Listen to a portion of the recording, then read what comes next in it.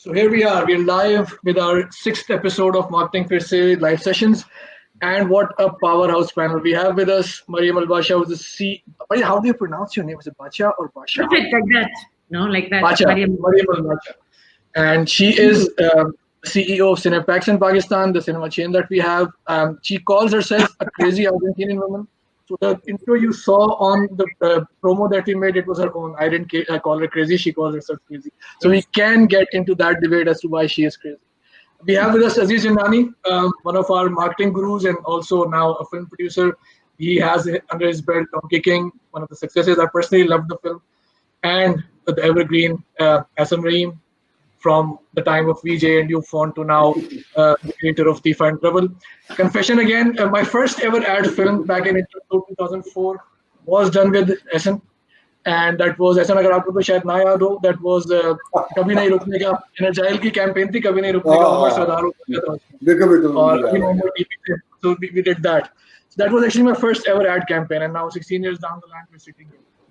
So here we are. Lots of questions we have, and I'm sure you will have a lot of questions as well. So we can start straight away. Adil, where do you want to start? Yeah, so hello everyone.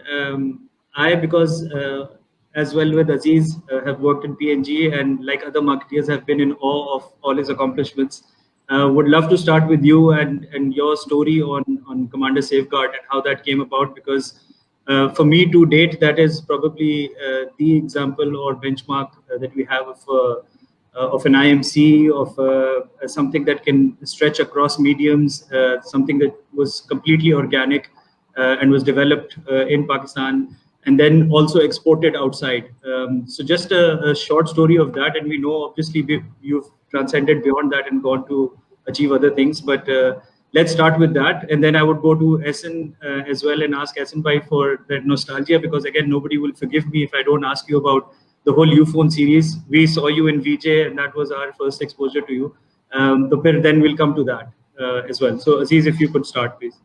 Awesome. So first of all, I'm really flattered to be here on this forum. I've seen a few videos, and of course, even more flattered to be in the company of Mariam and Essen, two lovely people. So I think to keep it really brief and crisp here, I think Commander Safeguard, in many ways, I think it's kind of become the bumper sticker for me, and a very proud bumper sticker over the years. I think the short story of Commander Safeguard is that I was the brand manager of Safeguard, and I saw this little character. And I think the dirty little secret is that I did not create Commander Safeguard.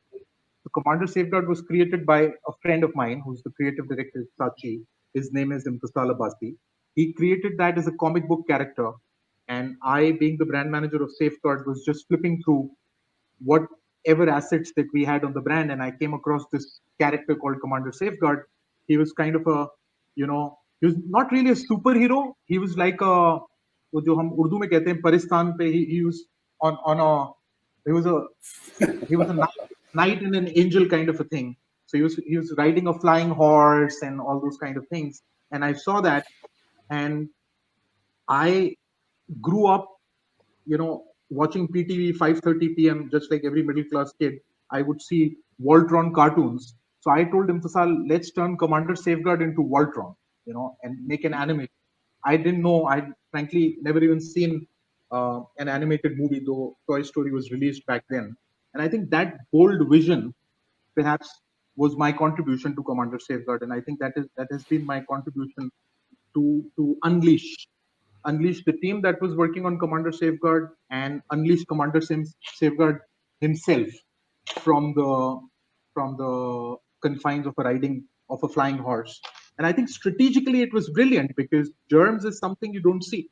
You don't see germs, you don't see them going away. So you're actually talking about an invisible enemy, so to say, and then giving that enemy a face, which was the nemesis of Commander Safeguard, which I think is a bigger character than Commander Safeguard. His name is Durtu. So I think that was the fun part. And I think where I added value besides that is my big hangover with Hindi films.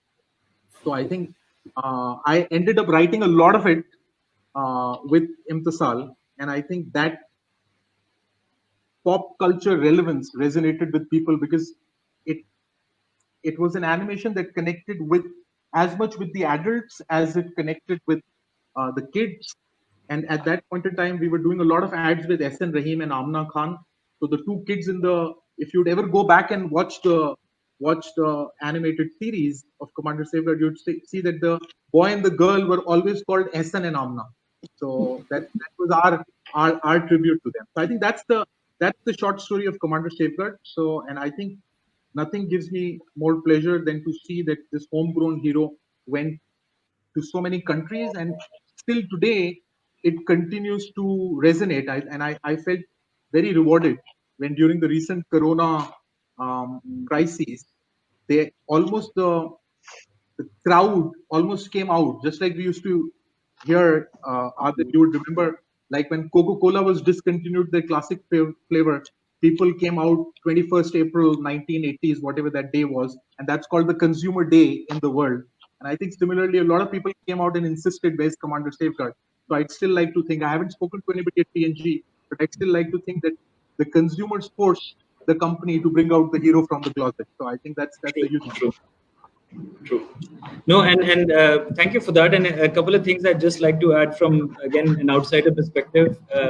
The things that you did in terms of really taking it across mediums. I mean, I remember you struck deals with the TV channels to air it as public service messages. So we didn't have to really pay for it. So there was a lot of budget efficiency there. You took it into comic strips in newspapers, and to actually enroll students and get the children on board by filling out whether you've washed hands every meal time or not. I mean, all of those were brilliant consumer connects that you made, which gave a lot of legs to Commander Safeguard as well. I mean, the only thing that was left was probably making dolls and costumes, and I think those were also done by the. Actually, people did a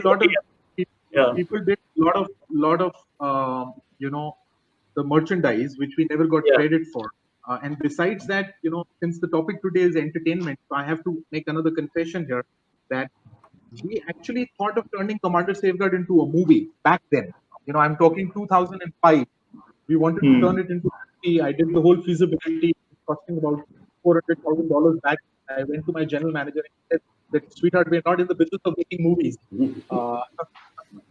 And imitation is the best compliment. So every other brand also did it. Every competition brand also went into it. So great. SN, some nice stories from your side as well. How did Uphone come about? How did you start off with VJ, with that brilliant bunch of people who inspired so many and will continue to inspire? Actually, we used to do this program, VJ, and before it was like a normal program, but our anchors usually ran away. So we ended up with no budget and anchors running away. And so Faisal and me, Faisal was writing it. And so one day we didn't have any anchor to shoot the program, and we have to give the program the next day. So I asked Faisal if he could do it, read some letters, make some jokes. So he wrote everything, and we needed to record little like skits. So we did that, and I was sure this was the last program we were doing, and the next day we would be fired for sure. But it turned out totally different. The next day, when the program aired, we got a lot of letters, started the letters coming in, and suddenly there was like a demand for Faisal being on VJ, and because of this, we got to do a lot of crazy things, and actually there were no checks and balances on us, so we would get away with anything, and we could come up. So I think that was very good experience. And I guess we learned a lot from that. And then when we started doing Uphone, we were hired because of the comedy thing. And the brand manager, Mr. Usher, he was also a fan, and he thought, he wanted to do humor. So Faisal was the perfect guy to write it, and I got the chance to direct it. And I thought maybe this would work for 1 year, I guess, and then we would be kicked out. But it turned out it went for like 8-10 years.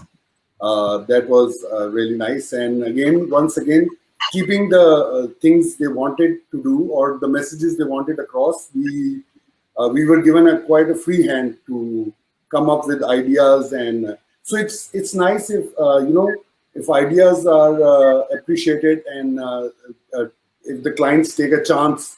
So most of the times they work, I guess. So that's how YouPhone was. I mean, it happened. I think it was a good opportunity. No, again, YouPhone has always been a hot topic amongst students.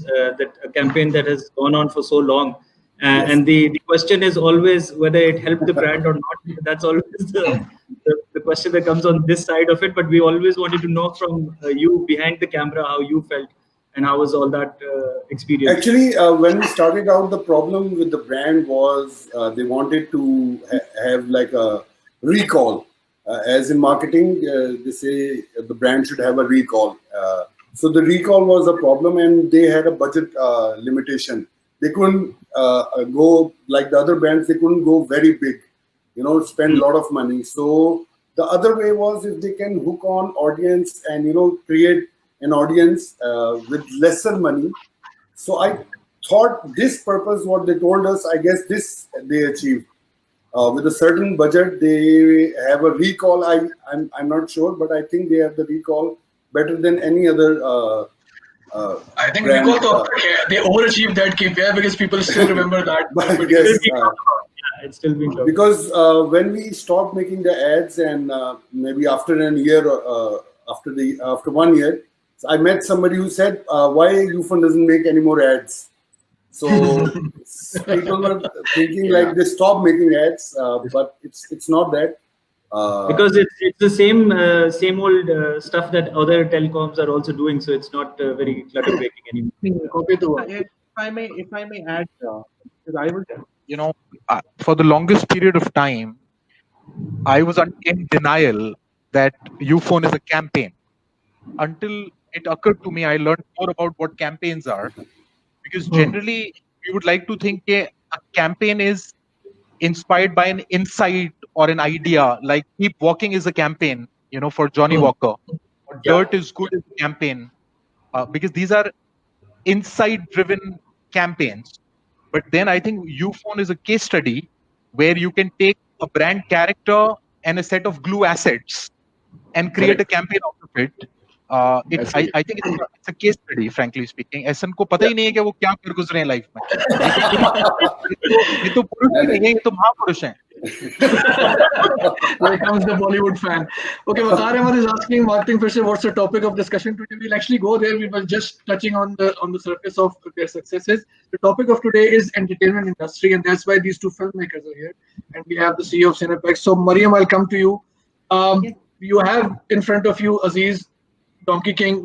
Aziz is not Donkey King. Aziz made Donkey King. And we have in front of us Ifa in Trouble, Never in Trouble, and both these films in their own genres were successful, very successful. So we have, I think, highest grossing entertainment animated film, Donkey King for sure, and similarly one of the best grossers in Pakistan, Ifa in Trouble.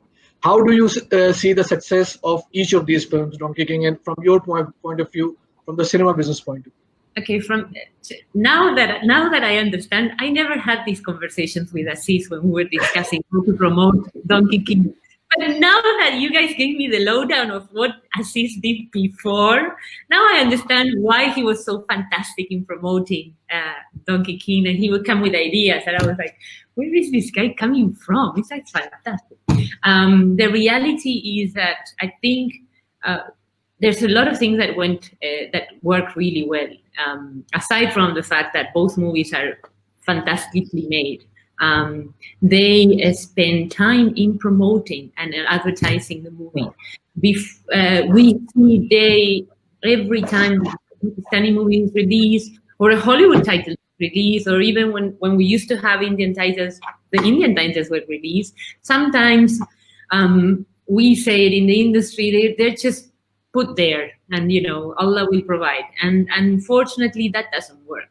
So we have to, make sure that whoever it is the distributor or whoever it is the producer, they just get into it and run and start talking to cinema owners or cinema exhibitors, because we can do so much. So Aziz did a whole campaign of school promotions and sending the movies to school and getting all the schools coming into the cinema. We would have Donkey King in the cinemas. All the kids will come out of Donkey King with the crown, and having a great time. They would take pictures with Donkey King. So that went fantastically. The other thing that worked extremely well for both movies is that both of them understood what is to release a movie outside the Eid period. And this is key, okay? Because for us, every time we have Eid, is 10 days of pure crazy. We're trying to explode our brains on how are we going to give the right amount of space to every single Pakistani movie that is being released. Everybody then gets angry because one gets more than others, and then it's very difficult, because that's when everything is crowded into those 10 days. Whereas we have 52 weeks of the year. We don't have 2 weeks in the year that we only release movies 2 weeks in the year. We have 52 weeks, and both artists here, they were able to understand that. So Aziz had October, most by far the most difficult month of the year, maybe, aside from no wonder I was also born in October, movies, not for you, and certainly not for your mother, but definitely for movies, October is a difficult month. We hardly have anything from Hollywood. We have maybe 1 or 2 Indian movies, if we were able to release them, for Diwali or whatever you call it here, and that's about it, right? And Ahsan, Tifa in Travel got released in between the Eids, and it was released in school holidays. So that June-July period, end of June, July, it was all for him. I think we played Tifa for even after the second Eid, so that actually worked really well. And then we played Donkey King. We played for, I don't know, we kept on playing it ever since we had the ban of Indian movies. We kept on bringing it back and bringing it back and bringing it back, because we kept on playing. But at least during the first initial period, we played it for straight 2 months without even hesitation, and that helped to that movie. So whenever people were saying, "Oh, your Pakistani movies don't work," and Pakistani, for me, 2018 was the best year of Pakistani movies. We had in the top 10 4 Pakistani movies. In the top 10 of all movies, including Hollywood and Bollywood, we had 4 Pakistani movies. Tifa was one of them. King was the other one. So, and then you have, of course, the big hits of Eid. So during that time, which one we have? Jawani Birnahi, and another one. So that is, and that's what I love about it's the cinema industry, that when people are talented and they do it and they get it right and they understand the concept of marketing their movie, beautiful things can happen. Okay, we'll take a couple of comments. Ahsan भाई बहुत under confident चल रहे थे during Ufone days. ahsan भाई एक humble आदमी है, आप उनके अंडर कॉन्फिडेंट उसको अंडर कॉन्फिडेंट ना बोले, वो हम्बल है बेसिकली, ऊपर से नहीं आते वो. Can we have a mix of English and Urdu? Actually, Mariam is of Argentinian background, so it's better if we speak as much as English as possible. But बीच में ahsan भाई पंजाबी बोल सकते हैं. You don't know. ये लोगों को वो है कि उनको एक मिसअंडरस्टैंडिंग है कि मैं पंजाबी मुझे आती है बोलनी. अच्छा, मैं हूँ पंजाबी लेकिन मुझे आती नहीं है. NCA में सीखी नहीं आपने पंजाबी? वही चीजें जो नहीं सीखी. बाकी सब ये रहने देते मिसअंडरस्टैंडिंग, कोई मसला. Zoeb Hussain पूछ रहे हैं, sir, Aziz Jindani makes a lot of sense when explaining campaigns and case studies. I think that's his bread and butter, I would say. Aziz, coming back to you from my side, how much did it help you creating Donkey King, the experience you had of Commander Safeguard? I think a lot in a way, and in a way not much, both. So I tell you, of course, my whole infatuation with animation is in a way indebted to Commander Safeguard, and PNG that way, because I would have never had a flirt with animations if I had not gotten the platform to do Commander Safeguard. So I think the fact that I got, introduced to the world of animation was because of Commander Safeguard. I think besides that, because I was writing or co-writing that with Imtisal a lot of times, so I think in a way it helped me understand what works, and I learned it through Commander Safeguard, that one of the reasons why Commander Safeguard worked was because it was not just entertaining for the kids. It was entertaining for the adult who was watching that simultaneously. So I think that is something that I learned. And for me, it was very clear, even before I thought of Donkey King, that Commander Safeguard works because it operates at two levels.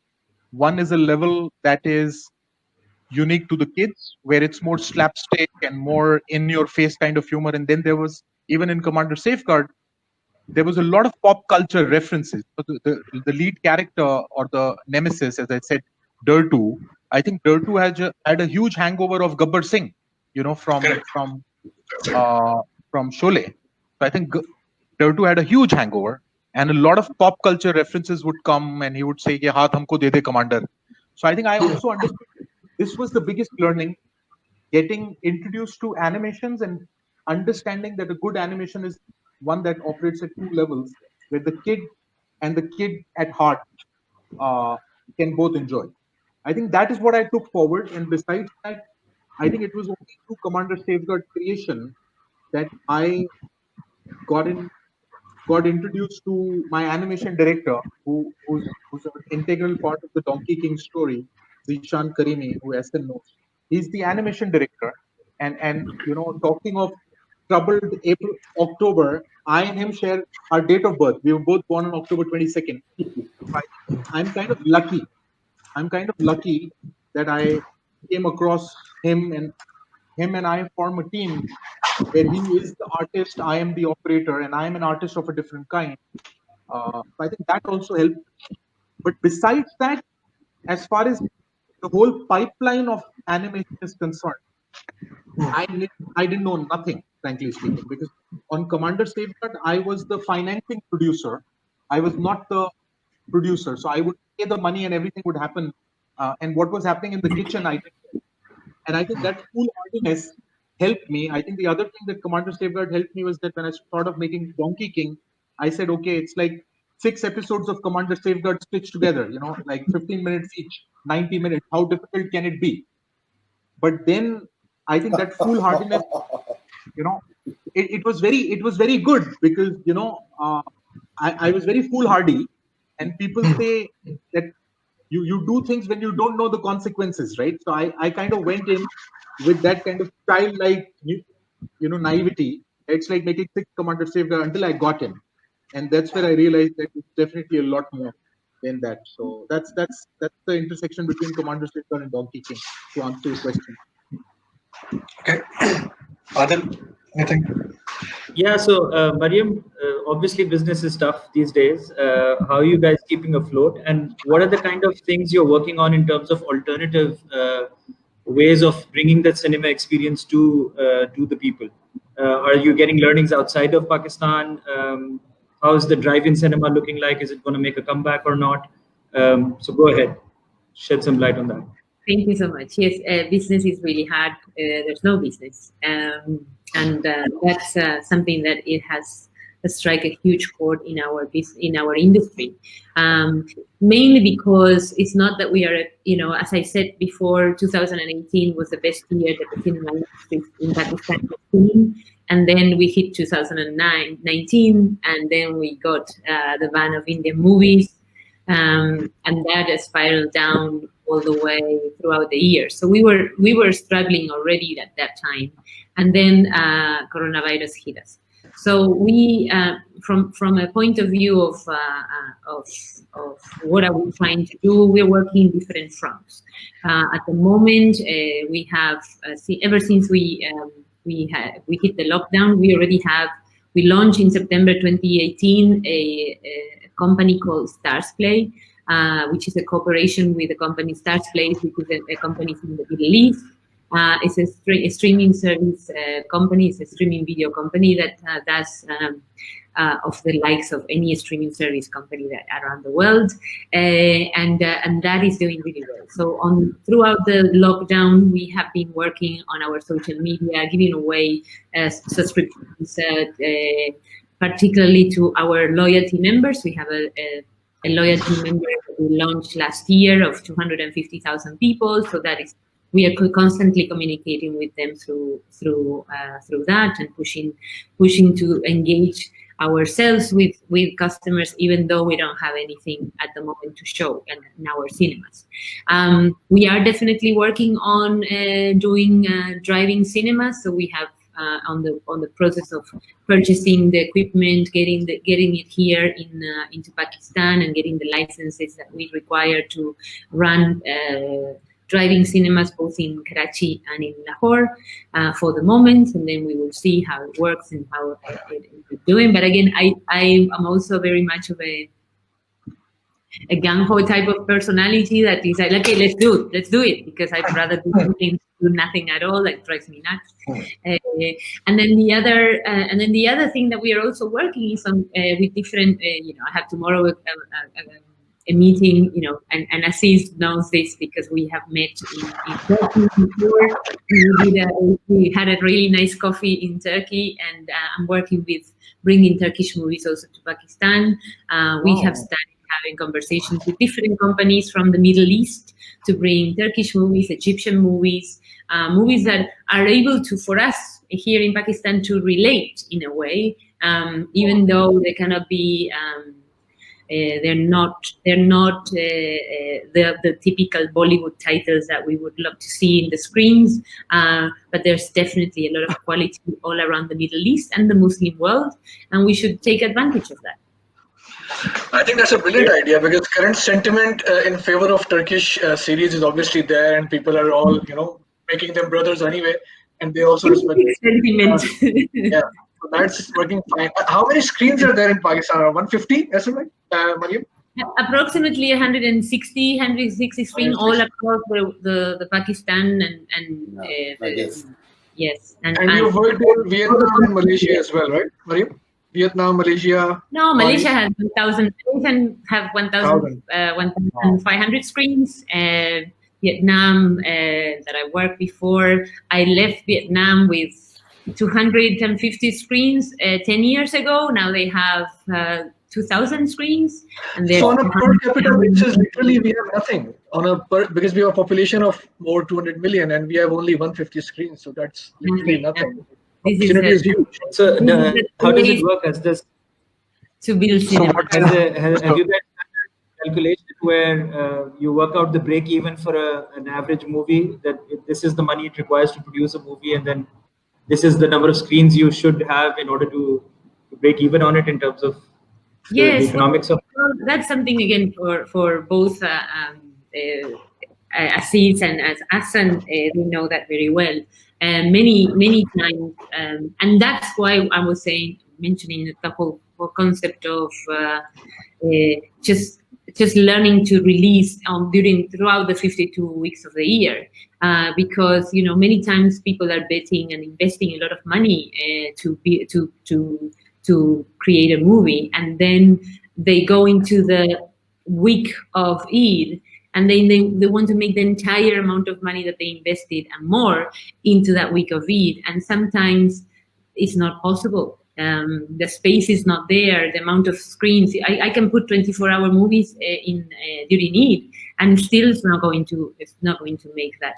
So the other thing that we have to understand and we have to learn is that we, as an industry, we're still far away from what we should be. My role as a cinema operator is to make sure I build cinemas.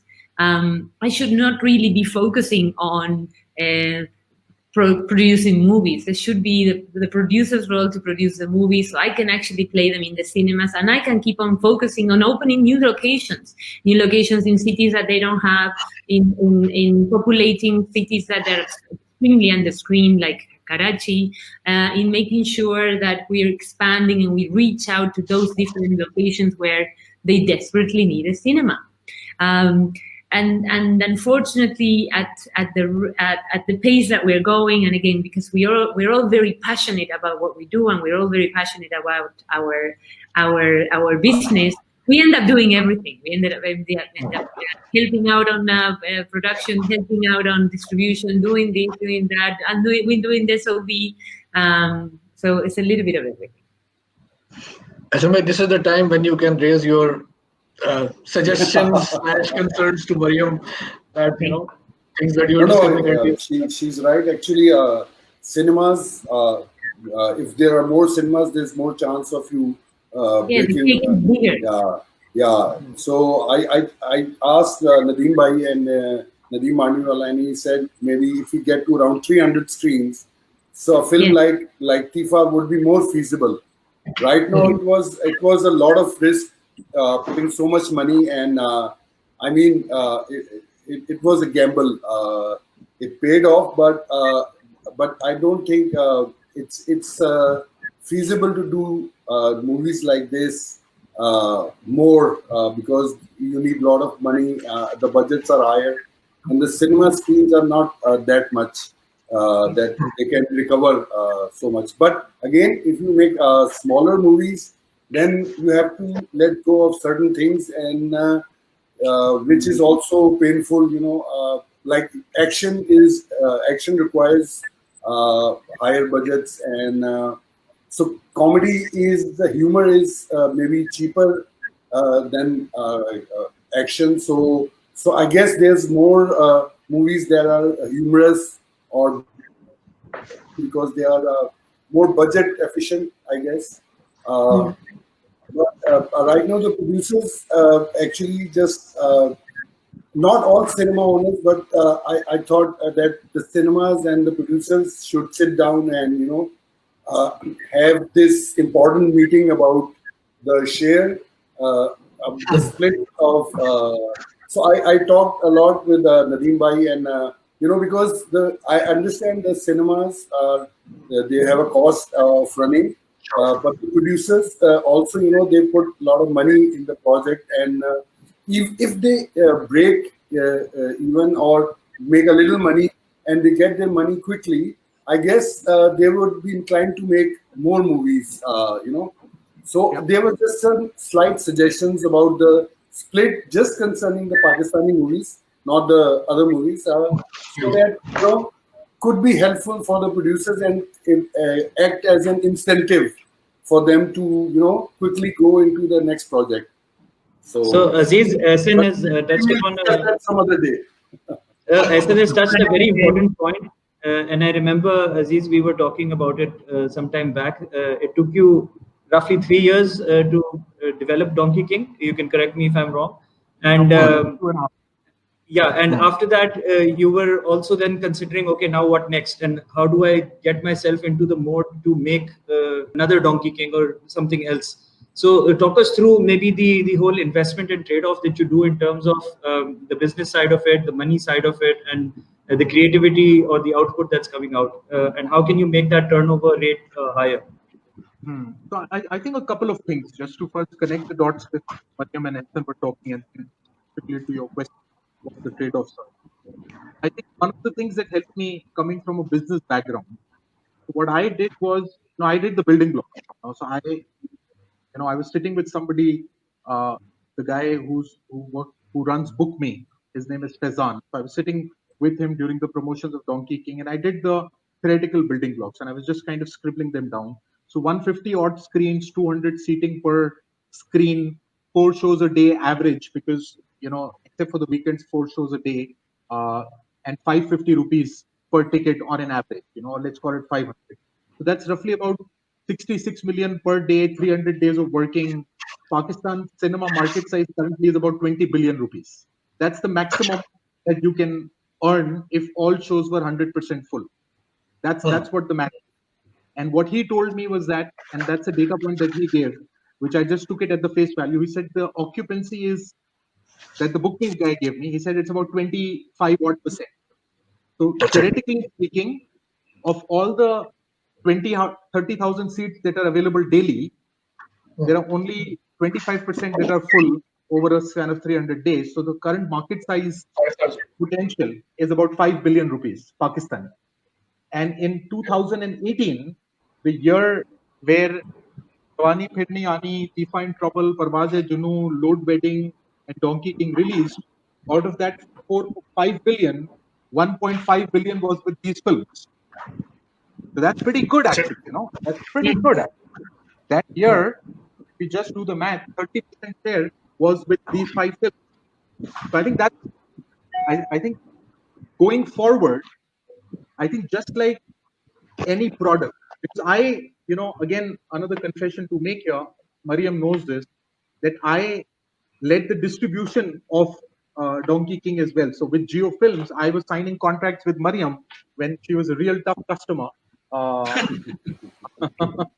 She remembered that I was signing contracts because I was unable to find a distributor. Jio was my distributor, and Jio Films did not have somebody to run Jio Films at that point in time.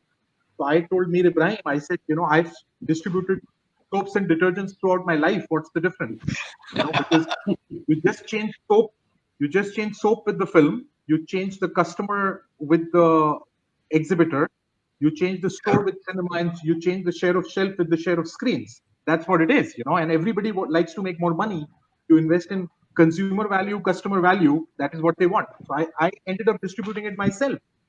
And just like penetration of any category that if you want to increase penetration of, let's say, shampoos in Pakistan, you need 4 things. You need great price, you need distribution, you need visibility, and you need good consumer equity. That is where everything starts. So I think the issues are, the price is very high. If you go to Newplex or if you go to Cinepax, the premium side, you'd be paying anywhere between, unless you go on a Super Tuesday, which Mariam runs, where the ticket is for 350, 400 bucks, or maybe even less at times, you're paying about 700, 800 rupees. That's a lot of money. And for family film, for me, it was very clear that the drop size of my film was very high because no kid will go to see the film alone. So there are at least people would be going to see the film. They would be spending 3,000 rupees plus the Uber and plus the popcorn and chips. So my film cost was 5,000 rupees per family. So definitely my driver wouldn't go because it's about 1/5 of his film. But my film was made with the sensibility of a mass appeal, and I wanted that. So I think pricing is an issue. Distribution is an issue because there are only 150 odd screens, so there is no access. I think visibility becomes an issue because share of shelf is not there, as Mariam said, because if all the films would come on Eid, it's like launching all your products around the Christmas time, and in a store, even Walmart will give shelf share to the market leaders and not to the others. So I think these are things that are outside our control, but what is in our control, my control and Essence control, is consumer equity. Equity gets built from creating a great product and then marketing it to the top of your voice. And I think both in case of SN and me, I think we created a product that at least we were both in love with. And then we had marketing muscle. So I think with what Ali did with the film as a marketing genius there, and what I did here as let's say a faint reflection of what Ali did, and with the muscle of Jio. And I think we also had a broadcaster who believed in it. Yes. And I think actually Defined Trouble did about 35 odd crores in Pakistan. Donkey King did about 25 odd crores plus minus 5-7% here and there. But I think if it was not for the contribution from Jio, both the films would have done only half of it. Reality. That's the way it is. And to sum it up to what you were saying, what the trade-offs are, I think frankly, in Pakistan, filmmaking is not yet a business because people are doing it as an passion. As did not charge a penny for directing the film. I did not charge my director fee or my writing fees for making Donkey King. Because it's just creating one film it's like, wow, you know, it's like, wow, he created a film. So I think there are not many people who depend on the industry for their livelihood. Until that happens, I think it's very clear that it's not a safe profession to be in. You know, in my case, it was very clear that it fitted into the month of my life. The downside was limited because 70 cents of dollar were being invested in Jio, 30 cents were being invested by me. And even if I would have lost those 30 cents, it was within my means. The process was insanely enjoyable. Going through that journey, I would do it all over again. And the theoretical upside existed. You know, the film would make this much money, etc. So I think as long as you are okay to lose money, go and make a film enjoy the process. Now, I think 9 out of 10 films are not making money in Pakistan. The producer is not making money. That's the issue.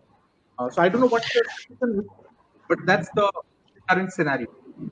Yeah, but nobody wants to lose money. So, Mariam, this point about the out-of-pocket expense from a family that comes to the cinemas. So even if you create more screens, that problem still will not be solved because only 25% occupancy is there, and that's coming out of price. So if the price was half, maybe this number of 25% would go down to 60-70%, and you'd have more people coming to the screens and then eventually running on more business. Honestly, I have done this in many countries around the world that I've worked, and I never seen double the numbers when we reduce the price by double. I have never seen in my entire life. The price is one way of doing it. You can have promotions. We have tried it, and we did our Tuesday offer, and it's a 40 to almost 45% discount that we actually have in our cinemas. And we have tried it, and it works. But all it does is just moves people from a Monday or a Wednesday or a Thursday into a Tuesday. I think if I may just intersect here, I think what I'd go back to is that I think the role of bringing people to cinema is with people like me and Ehsan, less with Mariam. I tell you why. At this point in time, I'm all about content. Yes, because we create good product. This is good product, and then we need a broadcaster to market it. I think once we do that, we create the consumer appeal. Then, if Mariam drops the prices, then definitely it would be out, because you can't. What I don't need, even if you give it for free to me, I'm not going to take it, right? You understand what I'm saying? So I think right now the issue is that, you know, a majority of the content, Pakistani content that's coming, people don't want to watch. Even if you make it for free.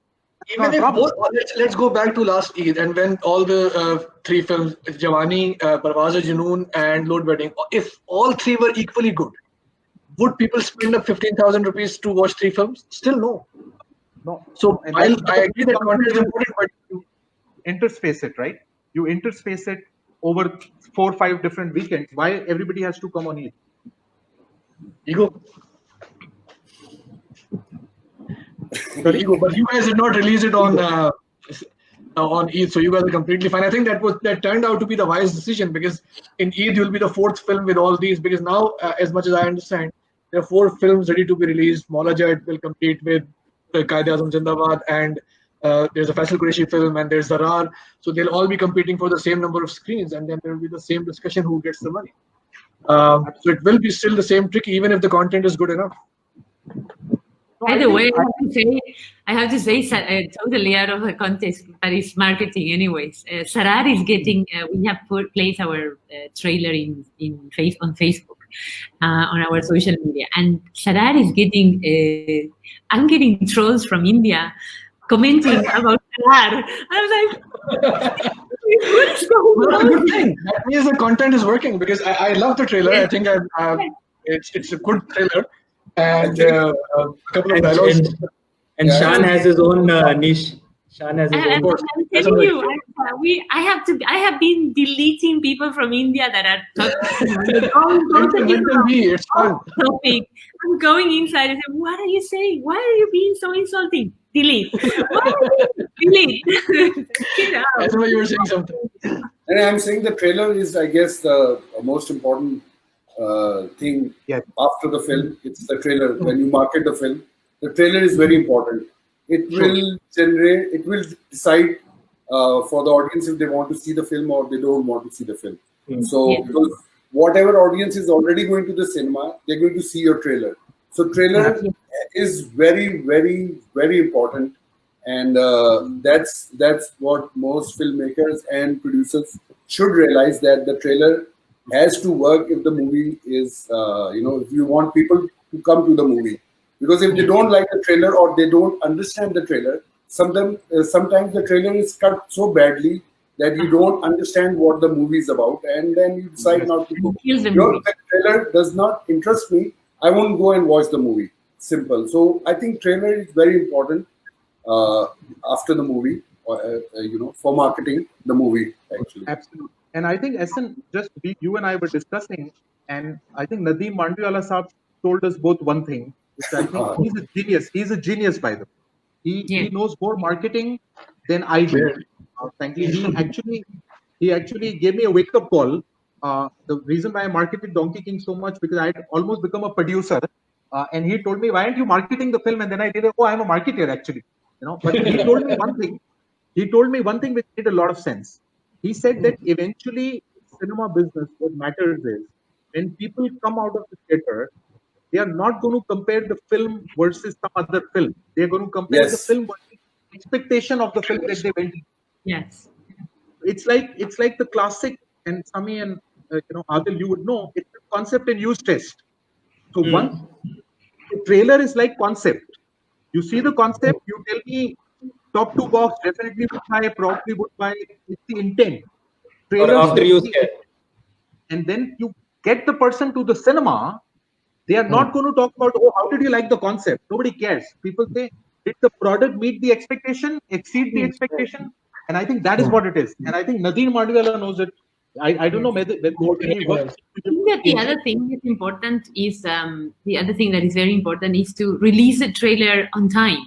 And on time means at least 2 months before the release of the movie. So I can play it in all my cinemas, in all my lobbies, in all the screens, in the social media, everywhere. And people can start talking about it and say, okay, I would like to see this movie. I need to remember about this movie. If this movie is coming, I remember it. And many times we get trailers 2 weeks before. Yes, So that's also an interesting point because the platform Tifa used to launch its trailer was PSL. So that's a very interesting combination.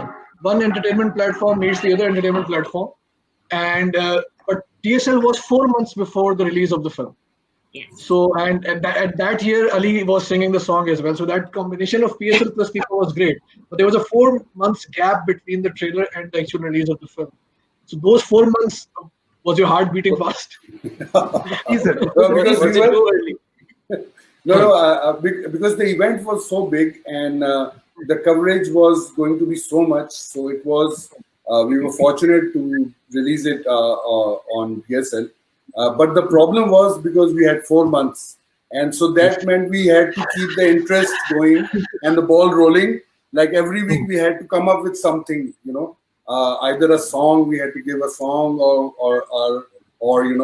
something, a BTS, something to keep the interest. And then we knew like maybe I guess we released the trailer on the Eid. So that was, we had to release the trailer. So Ali was very smart, I guess, in this sense that he kept his team working, and they came up with different stuff. First of all, we released like a lot of character posters. So every week we would release a character poster. Then we had songs. We released the songs. Then we had the big trailer, and so he kept the thought alive for Tifa for 4 months. And I guess it takes a little time also for the film to seep into people, and then Jio, I would again say, was very helpful in the ads, and they ran trailers and music on their channels and their newspaper. I guess that also helped. And however good the movie is, it won't be seen if it is not marketed. If people don't know about it, it would be very sad for a good movie not to be seen. So marketing, again, I would say that filmmaking is a different thing and marketing is a different thing, but marketing is very important for a film. Any other like product, you have to market it. And hence this show, marketing meets entertainment. Yes. I actually wrote on that point, I wrote because I had taken a sabbatical when I was launching or releasing the Donkey King. I left PNG, I took a sabbatical at life. I was so free and so much time at my leisure that I actually wrote a white paper called The Art and Science of Marketing an Animated Movie. I actually wrote a white paper, and I wrote it because I was finding it difficult to convince people why Donkey King needs a 2 months incubation period for marketing. Because we started our marketing on Bakra Eid, August 24th. The film was releasing on October 13th, almost 2 months. And everybody would tell me that TV media is expensive and we can't give 8 weeks. So I actually wrote that paper, and my insight was very simple. Because in live action films where you have the actor, if nothing else, people know that they go to see Ali Zafar and bring back home the mannerism of Tifa. That's the difference. In my film, because there was no face, I need to make sure that people are already familiarized with Mangu before they go to see the film. It's a huge Definitely. difference. We had to make sure. So in that white paper, one of the insights that I had, that if you need, let's say, if Tifa in Trouble had about 40 odd promotional videos before the launch of the film, teaser trailer, song trailer, dialogue trailer, and you can count maybe about 35, 40 odd videos, an animated film has about 5x the number of videos. Because the whole idea is to make people familiar and create the affinity with the character before going to the cinema house, which was outstanding actually, and I think reinforces the point that marketing plays a very important part. No, really brilliant stuff. I think something that we cannot miss addressing is brand integrations in our movies as well. It has often been looked at as a source of funding to make the movie or to make it a reality, and usually it is laughed at by the general audience because, or at least our circles, because it's done so crudely. So what are your takes on that versus obviously how we see it? Mediatown was the sponsor of. There was a Mediatown. I tell you, for what it is worth, I think for me, when we were, decided to co-produce the film, I'd already done, let's say, the demo and the groundwork. And when I was sitting with the Geo guys, Ibrahim in particular, I think we were very clear that our content was, because it was an allegorical story with a political undertone to it, we were very clear that nobody is going to, when we did the business model, we were very clear that we have to do it without any sponsorship. And I told Ibrahim and his team, Suleiman Lalani back then, that I've been on the other side of the table for 18 years, now 20, back then 18. I told them that I've been on the other side of the table for 18 years, and I would enjoy Donkey King, but I'm not going to associate my brand with it until the film releases and everybody normalizes and realizes that it's not a partisan film. Because on the trailer, people create their own film, and unfortunately in Pakistan, 130 million people or 50 million people have seen the trailer on YouTube. Only 50,000 people see the film in cinema. So 55 million people have a film in their own mind. So I think sponsorship was a no-go for us. But frankly, if you can get it, why not? I think one should get it because it is straight to the bottom line. It is a good hedge for the producer.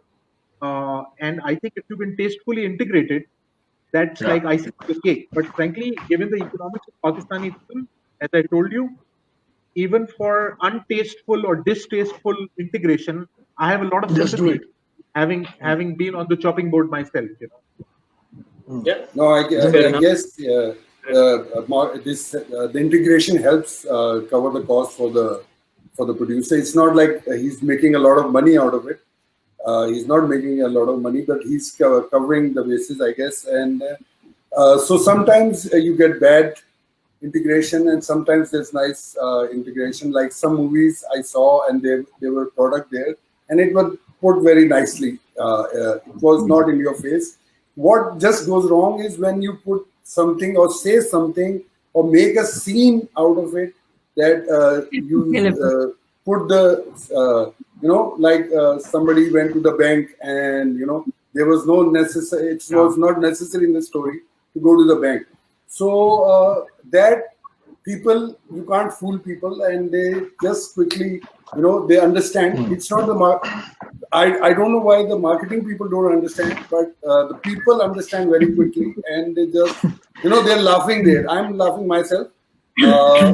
We made some, when we were making the movie, we made some decisions that we would not say out the name, or we won't do certain things, not make a scene out for the product. Yes, if we have written the script and there are some margins there, and we offered everybody that this is the margin, if you want, you can put your product, but this is how it's going to be shown. And outside the movie, we can endorse it, but inside the movie, we won't go like, because Tifa cooks, so he won't go like pick up the ghee and say that, this is the best ghee in town.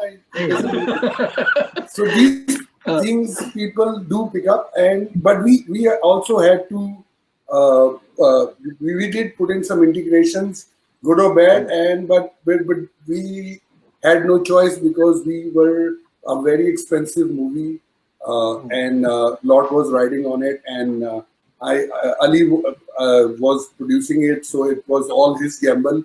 So and he was helpful as much as he could, but we had to put some stuff in there. In an ideal world, maybe we would have not put it, but that's how it is. Or put something which was very relevant to the script itself. Actually, we offered some people that we have these scenes where we have different where the story is not affected, and you can put in your stuff. Yes, and some people did that, but some didn't do that. They thought actually, because film, the product people, they actually want their product out in the front, and usually how many people would see it and what's. So some do it out of, I guess, I don't know. It's not it's not like because the movie, I think around 600,000 people would see it. That's much, so they can get more coverage on TV. So, but some people do come in and but they want their product right in the face. Then sometimes the title also. Adil and even Aziz, when you were there, you still are. I think we marketers want our brands in a certain way, and वही brand के जो key points हैं वो भी आने चाहिए, and all that should happen, which I think we as marketers should be lenient about, because the film is more important and our product is being integrated in the film. The product doesn't have to drive that particular scene. Yeah, फिर आप on the other hand, if you make all the Coke ads, and Coke will be automatically a part of your film, and similarly, if you're nephew of or son of Tanveer Siddiqui, then your bank will be there. Yes, Mariam. One thing that I've always seen is that, in particular, there's fantastic movies that they do product placement. No one that better than doing product placement than Bond, right? Sure, absolutely. And I think what he sells is a lifestyle and an aspiration I want to look. If I would be a man, I would like to look like Bond, or if I'm one day I would like to have the body of a Bond girl. One day, maybe in another life. So I think it's an aspiration, and I think that's where the click needs to hit the mark. It doesn't really need to say, "Oh, and I use Rolex or Omega to promote my to look good." He never says that. He just looks good, and you get the message. So that, I think that, and then the other thing that I remember. I'm a foreigner of Pakistan, and I embrace it. I try to embrace it as much as I can. But when I saw when I saw Pareja Club, and I was like, nobody's working with the tourism board of Pakistan, or if there's any tourism board in Pakistan, because the wedding destinations that they use are amazing. I want to go to all of them. I want to visit all these places. I was excited to be in Pakistan and visit places, the first wedding, the second wedding, the wedding in Kashmir, and so forth. It was fantastic. And I think that we missed out on that activation, probably on doing something, win a trip to a Parehat love destination. Wow. Brilliant idea, actually. Yeah. Wow. I mean, imagine doing a marketing campaign around the idea of those destinations where destinations wedding school. Idea. Just to add on this, we on a personal note, we did an integration with theater in our last campaign, and one way was not obviously to bring the product in that story, because that would have been very in your face and inverted. So what we did was obviously sponsor the theater show. So we had your banners and everything around the hall and the physical premises. But within the storyline, the positioning that our brand takes, one of the characters was very close to it already. So we tried to play up that character a lot more during that sequence in the storyline. And usme, if our brand was being talked about, not with the name, but just those cues that we were trying to embed during that whole campaign, that is something that we tried. I knew from the outset that it would be very soft, but at least if those are the cues that are going in and physically you're being exposed to subliminally the brand name, then you try and make an association at some level or the other. So maybe those are also kind of integrations that you'll do. And if you're very successful brands, like a Coca-Cola doesn't need Maya Ali to be sitting on the balcony and show the brand name on the bottle. You'll know from the bottle it's Coke that she's drinking. So you really don't need to have that shot in the movie. Sorry, go ahead. No, I was just saying, when Mariam said Parehat love, I actually thought she was going to refer to the Coke. No, but her idea was brilliant. I remember them very vividly. Yeah. I actually think that one of the best examples of integration in Pakistan, at least in my opinion, I haven't seen all the Pakistani films, so I can't make that comment broadly. But amongst the ones that I've seen, I think in Homan Jahan, Coke Studio was a character in the film. It had a role that they were aspiring to be at Coke Studio, which I think was very smart. I thought that was really good. Apart from the whole film being red and being a Coke film, that probably was a bit too much. But I think that particular part of it, because it's a part of the story that works completely fine. Very well. Coke Studio, I think that was fantastic. I thought, but I think the reality is that it goes back to the economics. I think here people can name and shame people for sponsorships and everything, but the reality is that, as I said, it's a leaky bucket for the producer. For every $100 that exhibitor takes on the ticket window, there is about 42 cents. For every dollar, 42 cents drop to the distributor, of which distributor would take another 10 cents, 15 cents, depending on how much they can get out of you, and then about 25 cents or 20 odd cents would drop to the producer, because there is marketing expense and all that. Yeah. And I think therefore, as we talk about entertainment industry, which was the topic, I think frankly there is none. There is what industry? What are we talking about? Like I and SN have had offline chats. The fact that he wrote his own movie with Ali Zafar, I wrote my own movie with a fellow friend Kamran, and we are not writers, guys. We are not writers. We are under no pretense that we are not writers. I think the reality is that there are hardly any writers. And the fact is that writers don't get rewarded because the producer is not get rewarded. I'm talking financially. I think it's a writer's medium, just like any other performing art is.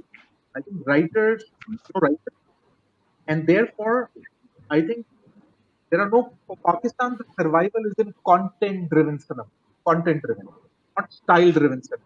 Like the Drama 86 and the Drama 80 of this one, PTV Play was never high on style. It was always high on substance. Because of our, and I think until we develop a writer, frankly, style we can't afford. Even with the best of the funding that available to SN, was not a film. If you give SN a free rein, he would shoot the film at 2x the cost and still not be done, frankly. Style-driven cinema, we have a long way to go. I think style-driven cinema is going to get worked out once the scale increases. But I think now the focus is content-driven, more screen, more films, because cinema going is also a habit. you know, it's very difficult to bring the habit back. So I think when releasing every Saturday, people were in the habit. And I think people are in the habit to go out of their house on an Eid and go to sea view or cinema. That's a habit. If they are not going, I think people don't go to watch the film. People go to cinema, whatever is playing.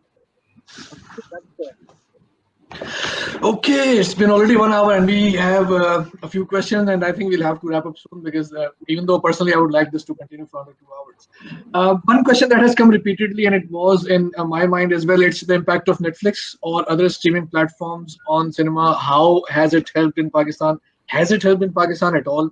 And how does it compete with you, Mariam? So we can start with first, Mariam, how does it compete with?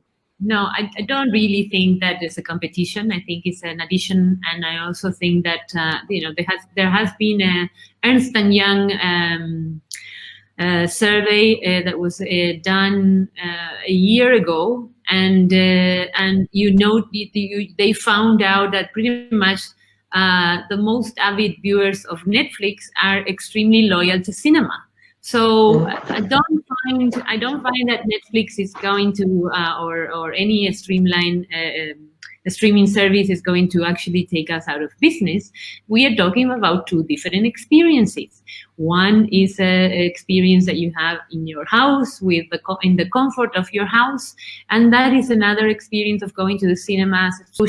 It's a social experience where you watch the movie with people that you don't know, and you laugh at the same time, you get scared at the same time, and you get excited by the action at the same time, and that is something that is a totally different experience.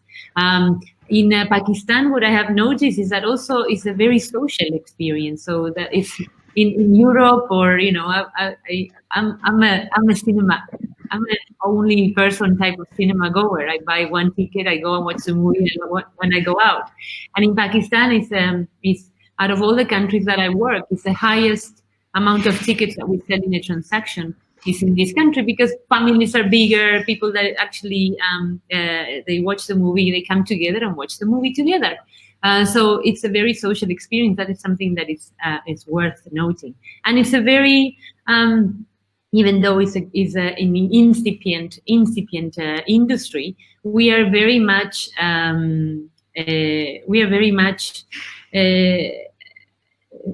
involved. The entire community, the entire country is involved in cinema. They consume cinema or any type of movie-related information, and it's very well versed. So whenever it comes to commenting about movies, I see it in our platforms. I'm like, oh my God, these people are, first of all, these people are all experts, and I'm like, come on, give the people, give the producer and the director a break.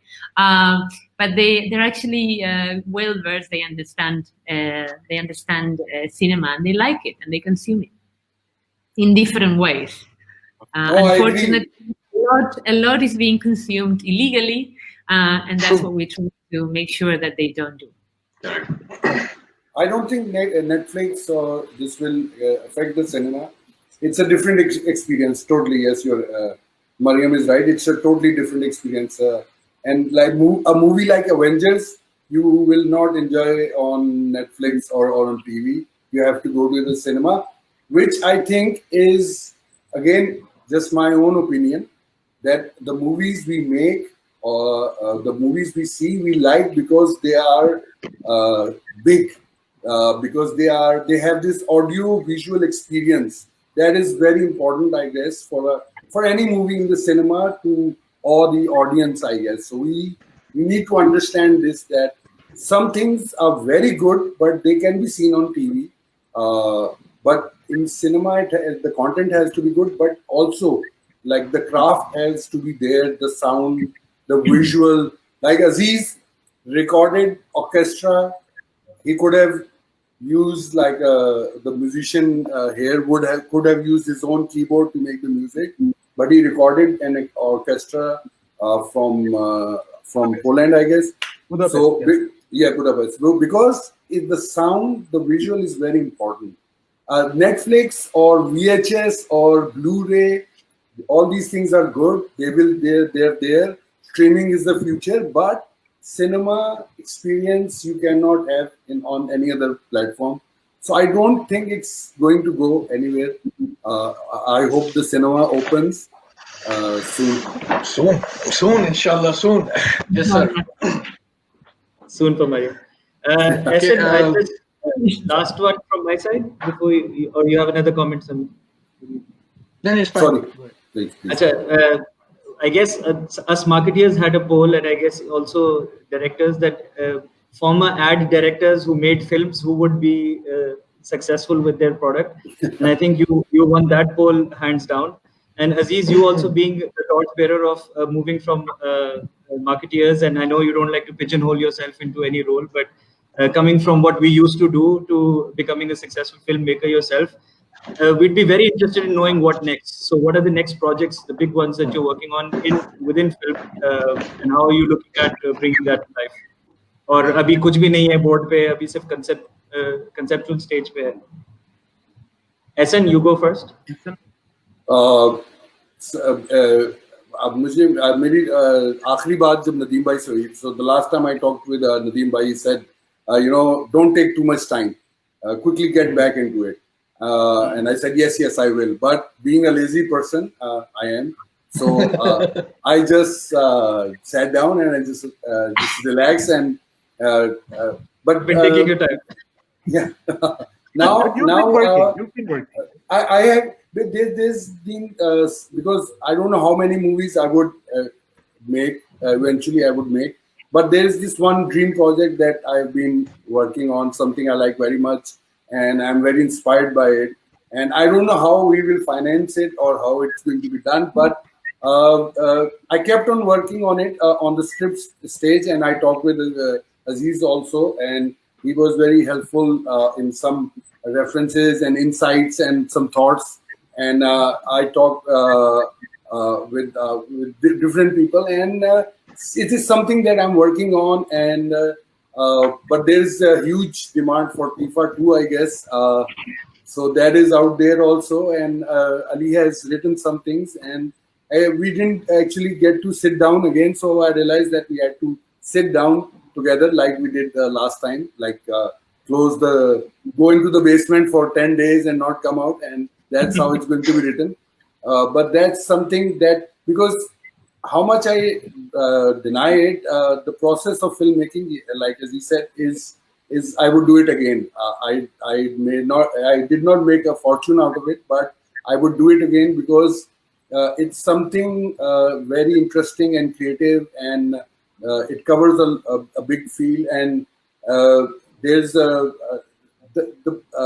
I went to the cinemas after the movie was released, and the joy people got from it or how they reacted to it, it is altogether different experience. And hopefully I can pull it off again. There are no guarantees, but hopefully I can pull it off again. Okay, inshallah. Aziz? I think for me, of course, I don't come with a filmmaker pedigree or baggage, so to say. I think for me, I am somebody who works at the intersection where design meets commerce. That is what I do. I think design means anything that's detailed, whether it's designing a marketing plan, designing a trade plan, or designing a film. It's design, right? Designing a wonderful spreadsheet. So I think I am somebody who works at the intersection of design and commerce. I was lucky that I had experience with animation, and I have this, designer inside me that every time when I don't get an outlet, I default to the part of design that I'm most consumed by, which is as an avid film watcher and of course somebody who knows how to do animated content. So this is who I am. So I think I'm a filmmaker by chance, clearly. But having said that, definitely for me, when I was making Donkey King, I didn't care, and I was very clear that the box office outcome of the film didn't matter. No, frankly, it of course mattered to a point. Success was to lose no money. Success was always to lose no money. The fact that we ended up making money is a total bonus. But for me, the important part was the brand needs to stay alive. But I think the fact that it's been 2 years and the Donkey King, the Mangu, the character, is still alive. So we make it a point that on every occasion, on a New Year, he comes in, wishes Happy New Year. Amongst the whole Corona situation, he comes out with a song called Darna Nahi Hame Ladna Hai, which gets 15 million views on YouTube. And then on this Eid, we did the World TV premiere, which we're going to share the results of, which is the most watched TV premiere, actually, in the history of Pakistan. Just by a whisker, it's better than FIFA. Just by a whisker. And that whisker FIFA, by until last Monday, FIFA was the most watched TV premiere in the history of Pakistan, by the way. Donkey King has beaten it by this little whisker. Yeah, flexing. But I tell you, for me, I think I as far as animation is concerned, I remain committed to animation, and I don't see film as the only medium. So I see that Mangu is a brand. I would create 3-4 more brands, and then mediums. These are mediums. Cinema is a medium. Web series is a medium. Netflix is a medium. TV is a medium. So I think I am creating brands. I'm very clear about these are franchises. And then, of course, I've got a dirty little wish, or a secret wish, I should say, not dirty enough. The secret wish that I have is I'd love to, produce a live action film. I've in fact talked to SN about it. I'd love to produce one, but they think that I'd end up directing it. That's why SN doesn't let me. No, I think this is very important that we need, like as he said, people who could produce, like production houses for movies, because if somebody has written a script or has an idea, they don't know where to go or who to contact, and would the channel be interested in making a movie? I don't think so. So we are lacking that part also. And Aziz and I had a little conversation about if there is a production house, hypothetical, and so they could nurture ideas, and they could. It's a good thing, but I think Mr. Aziz can do it if he wants to. Okay, quickly we will take a few comments. This has been discussed already. Tugrul versus local content celebrities. Where do you guys stand? I think Mariam answered this question that there's a possibility of getting Turkish content in Pakistani cinema. I'm looking forward to it. I'm sure quite a lot of other people will also do that. Lack of screens also we've discussed. Zoeb Hussain is saying he'd love to work with SN Bhai one day. SN Bhai किसी के साथ भी काम कर लेते हैं, आप आ जाएं. Great show. Thank you very much. Aziz, because FIFA is on Netflix and Donkey King is not. So someone is asking, when can we have Donkey King on Netflix? I think, so I tell you, because Netflix, you also asked the question earlier. I think the reality is that Pakistani content, you asked earlier, what has Pakistani content got from Netflix so far? I think the answer is zero. Pakistani content has gotten nothing out of Netflix. And I tell you why. Sorry. Because an average Pakistani film, the range has been sold on Netflix for anywhere between $5,000 for a non-exclusive right, all the way, the highest one would be $100,000. That's the range. And the payment is over a period of 3 years in installments. So it's like a drip quarterly. But frankly speaking, the reason why Donkey King is not on Netflix is because it was not creating enough value for me and Gio for us to be on Netflix. We did the other thing. We actually took our film to international distributors, and we sold the film all in rights in individual markets. So North America rights are sold to North American distributors. Now, if that distributor decides to sell it to Netflix, if it's available for him, the dubbed version, that's his call or her call. So I think for us, the markets where we haven't still done a digital release of the film in Pakistan, in India, there are a lot of markets that are unsold. So I've not shut the door on Netflix, but it has to be worth the while. Just being on Netflix like carrying a chip. People are so happy, oh, my film is on Netflix, as if Netflix is the standard. There's a lot of crap on Netflix too. Who cares? I think I of course love, I'm a Netflix viewer. It has to be worth the while. Right? And maybe, hopefully, it would be worth the while soon.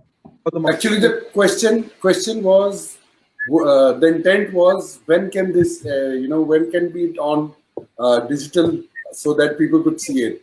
Yes. Yes.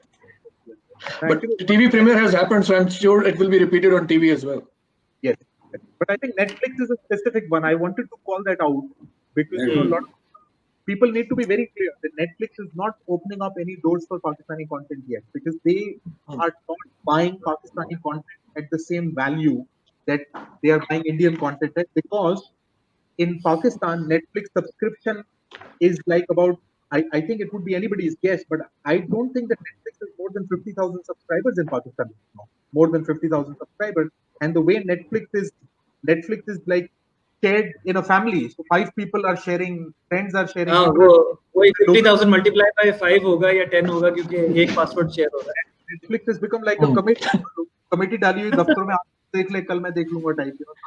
ऐसा ही है. मेरे पास अपना password नहीं है. I also use my friend's password. One more thing. Can I add one more thing to Yes, this please. to this whole situation? One last part that I would say, Mariam, before I pass on the baton. You also, not Go even ahead. the Pakistani government, not even the Pakistani government will see that money in taxes.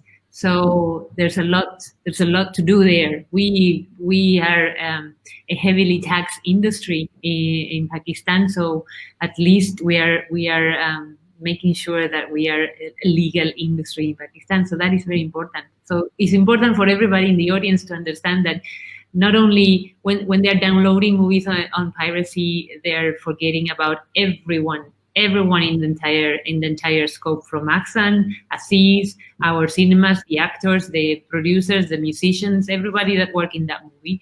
And then the other thing is that we are also not being able to contribute to the country because we're not able to use that money of that ticket to also pay taxes. Yeah. I think you what I have in my mind. Aziz, you were saying something. No, I was just at similar point, so nothing additional from my side. On top Okay. of what Mukhtar Zaidi, our dear friend, has commented, वाह यहाँ तो party on है, great discussion. ऐसा भाई थोड़ा सा introduction दे दे मुख्तार का.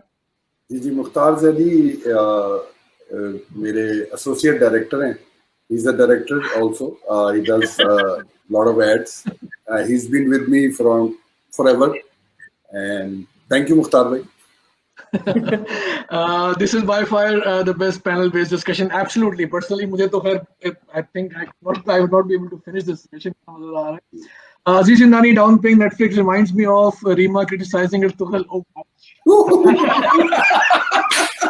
there are a lot of factors editorially. Actually, question the content. Sorry. I agree with Aziz what he said. And he did it. He pulled it off. He didn't. But he's right. Netflix has not been supporting or making or hiring or doing stuff. So I don't think the parallel is right, but it's funny. No, thank you for calling it out. I think that was necessary. Yes, Aziz. You see, I think end of the day, it's a business end of the day, right? So design has to meet commerce, because design by itself is, it's not good enough for design, right? So I think Netflix definitely. I think one thing that Netflix has done, to Esten's point earlier, I think it has raised the bar on what a cinematic experience. What does experience mean? So I think cinema needs to raise its experience bar, and I think that has already happened in the West. I think India, for example, I would argue, why do I need to see Badhai Ho on cinema? It's a Netflix film, frankly speaking. Correct. No, so I think India still is there, and I think for Pakistan can take that leap. Frankly, all our drama-driven films, we can. While Pakistan content hasn't gained much from Netflix, I think Netflix has a lot to gain by embracing Pakistani content creators.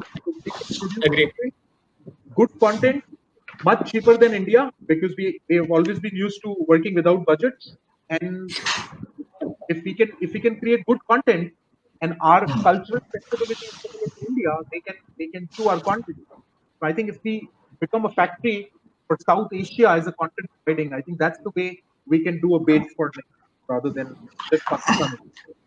I will delete this comment like Mariam deletes the trolls from India. This is also a troll. So Yeah, please. but here's a discussion on the film made for cinema and the film made for small screen. I think I've had this discussion with several people before. Game of Thrones से ज़्यादा grand production तो probably there won't be many, right? But Game of Thrones is a small screen production, even on that scale. So ये argument है जो it can be countered that screen size and cinematic experience are probably not the same thing.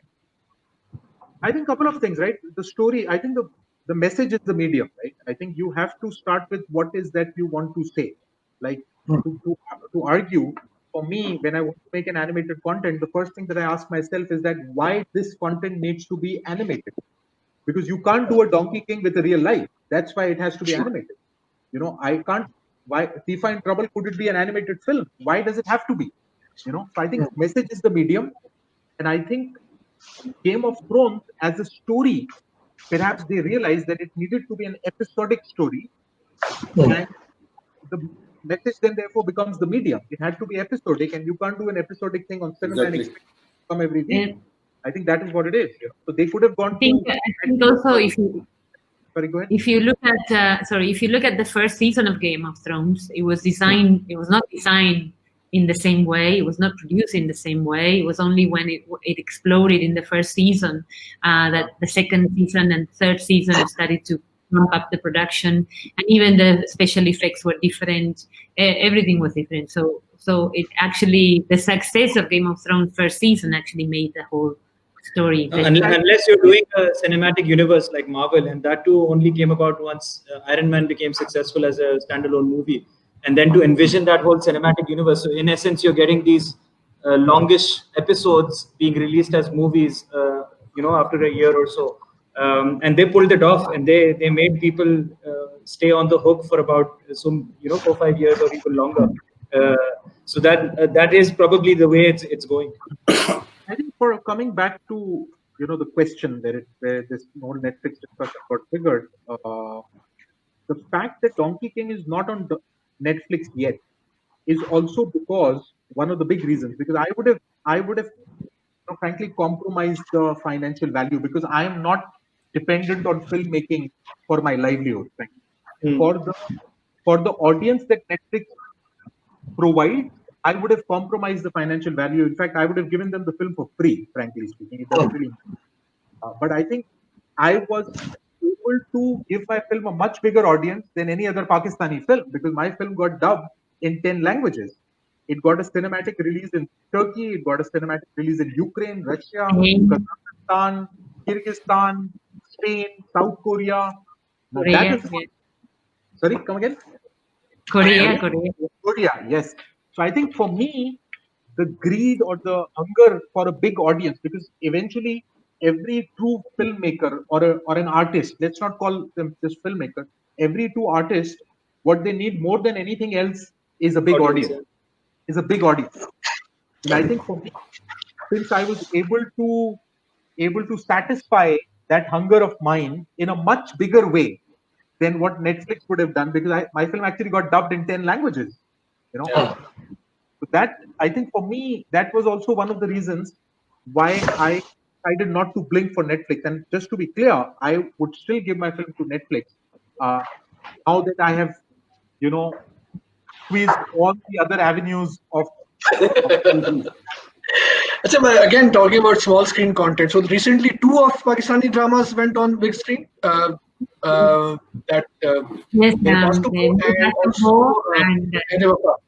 Eddie Wafa was going to, but it got cancelled. Eddie Wafa was not good, because we had we was it the day that the government decided to close out the cinema. So some cinemas were able to show it, some cinemas were not able to show it.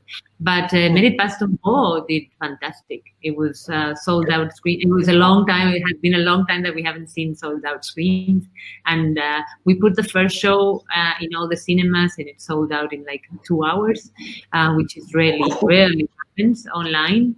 And then we started putting another show and another show and another show, and then we started like at 7. I think the show would start at 7, and then we have 7:10, 7:20, 7:30. So when we have multiple screens, where we're able to put it like that, and then we repeat it, and then we repeat it again. So it would work really well. So also we're trying to do that with other other TV dramas and staying in touch with them because particularly with the guys from ARY, we work really well.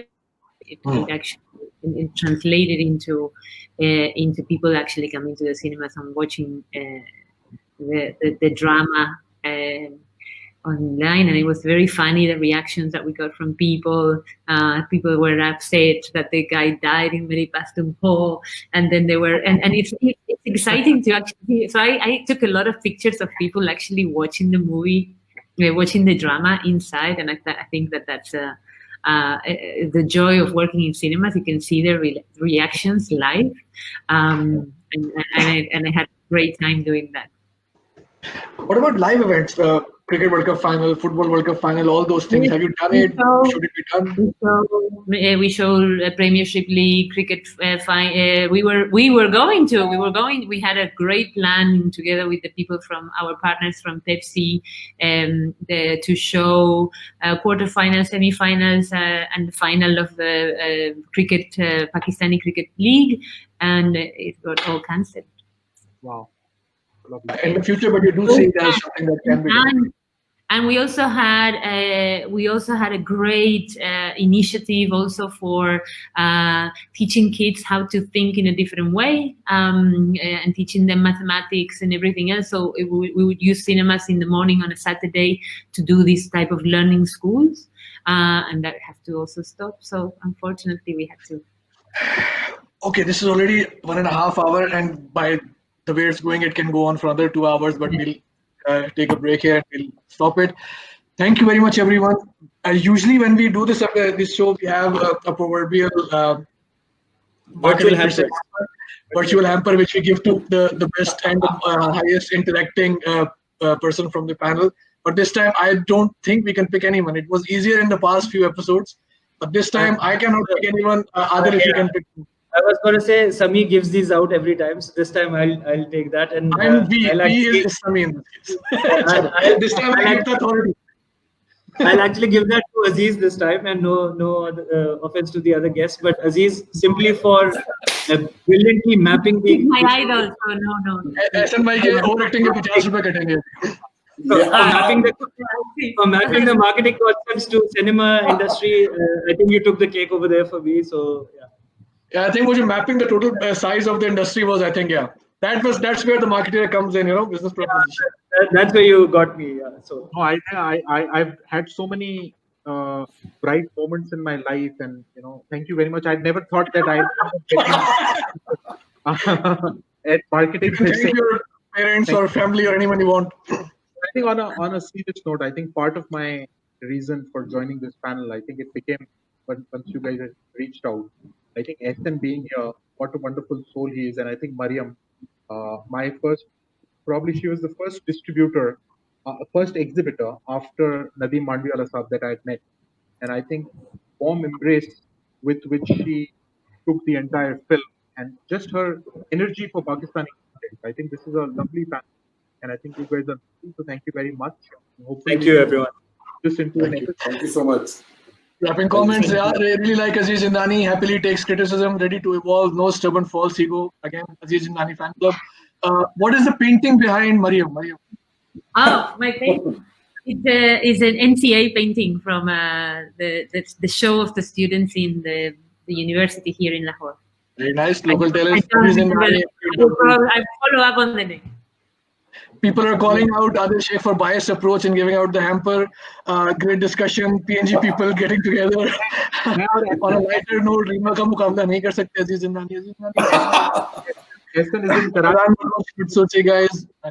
Thank you very much, everyone. It was a pleasure and loved it. Thank you very much. Thank you so much. Bye.